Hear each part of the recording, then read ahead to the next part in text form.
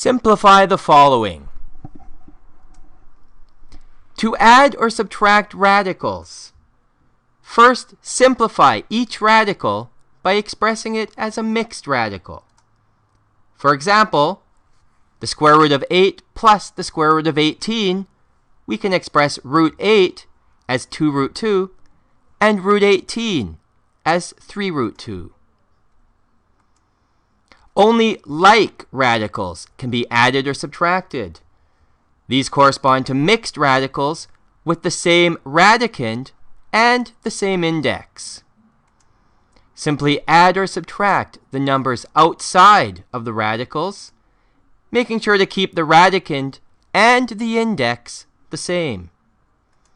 For our example, 2 root 2 plus 3 root 2, we add the 2 plus 3, giving us 5 root 2.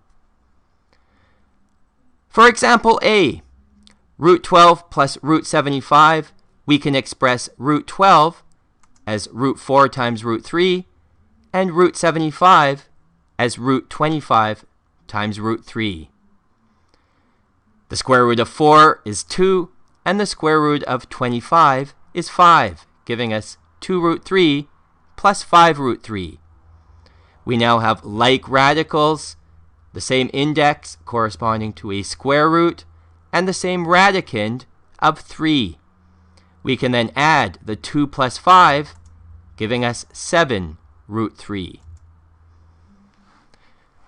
For question B, the square root of 45a minus the square root of 20a, we can express the square root of 45a as root 9 times root 5a, and root 20a as root 4 times root 5a.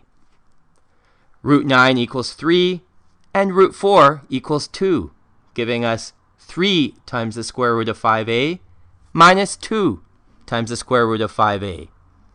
Again, we've got like radicals. We can simply subtract the numbers outside the radicals, 3 minus 2, giving us 1. We then have the result, the square root of 5a. For question C, we're now looking at cube roots. The same idea applies here. We have to express these entire radicals as mixed radicals. For the cube root of 56, we can write that as the cube root of 8 times the cube root of 7. Note that 8, in this case, is a perfect cube. The cube root of 448, we can write that as the cube root of 64 times the cube root of 7. Once again, 64 is a perfect cube. The cube root of 8 equals 2, and the cube root of 64 equals 4, giving us 2 times the cube root of 7 plus 4 times the cube root of 7. Again, we have like radicals.